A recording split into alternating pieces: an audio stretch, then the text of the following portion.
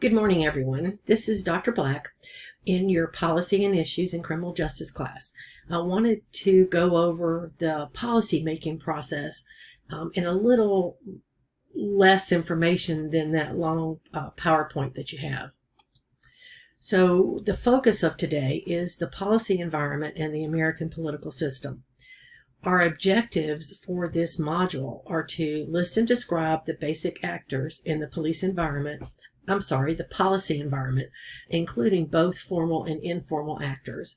Understand the ways in which these actors are limited and constrained. Discuss how political culture impacts the consideration and adoption of policy. Appraise the role of material conditions such as class and how they impact the ways in which policy is received and understood. Explain how policy scholars apply theories of formation to understand politics and political behavior at different levels of operation. That's a mouthful. Let me condense that a little bit. Our session today is on the policy environment, which is a critical facet of the American political system.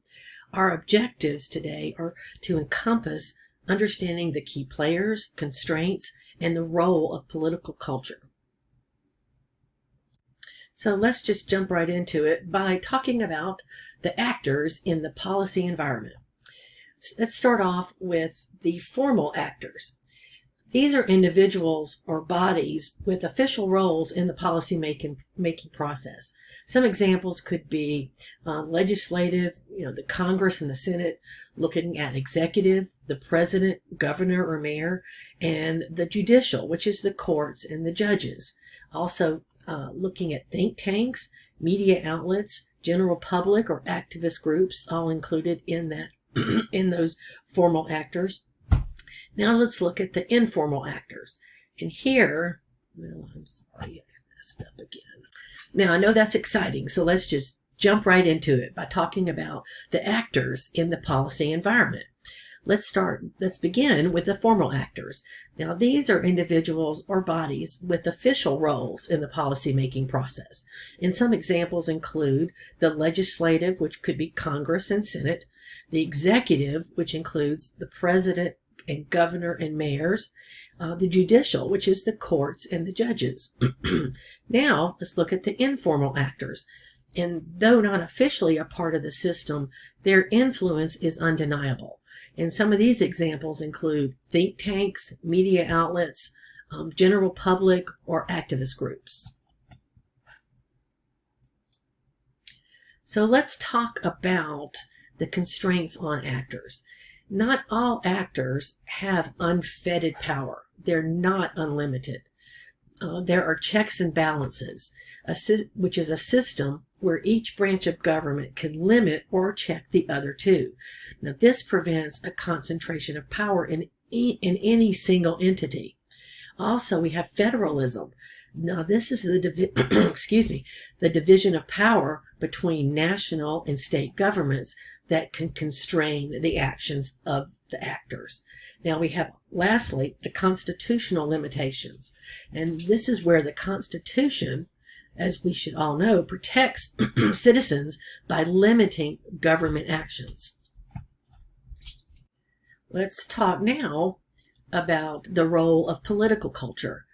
The definition: the widely held values, beliefs, and attitudes about how the government should function. The political culture significantly impacts policy decisions, adoption, and implementation. For example, American individualism might prioritize personal freedoms, while communal cultures elsewhere might prioritize collective well-being.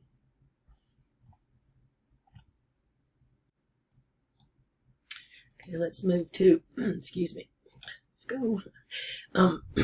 Excuse me, I have to stop throughout this because, as you can tell, I have a frog in my throat. And so I keep trying to sip on my water right here while we're going through this. So now let's talk about material conditions and policy perception. Material conditions like socioeconomic status, education, and class can play a crucial role in how policies are received. The wealth disparity might mean different reception and understanding of tax policies. Educational policies might be seen differently by urban versus the rural populations or among different socioeconomic classes. Now let's talk about the theories of policy formation. Policy scholars use various theories to decode politics and political behaviors, and this is explained pretty in depth in your textbook.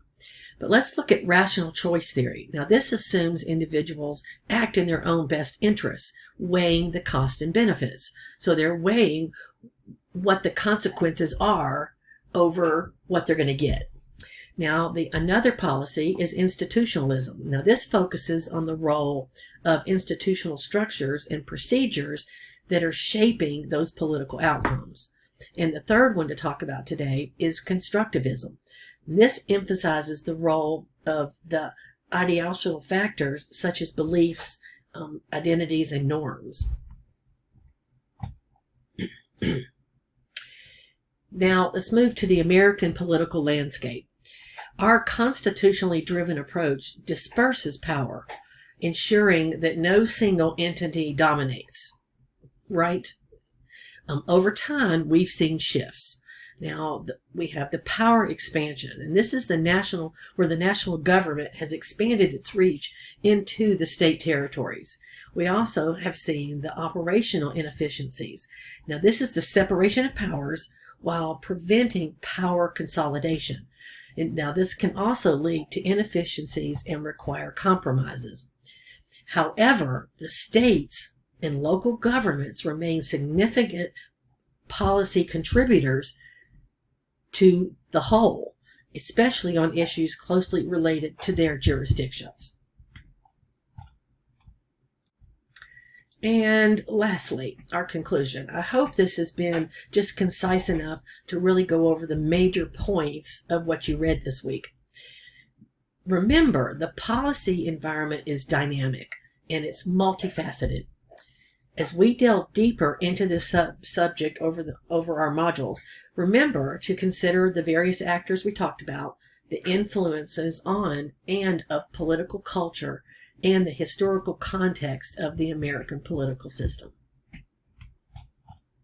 If anybody has any questions, as usual, please post those on Canvas, and I'll do my best to answer.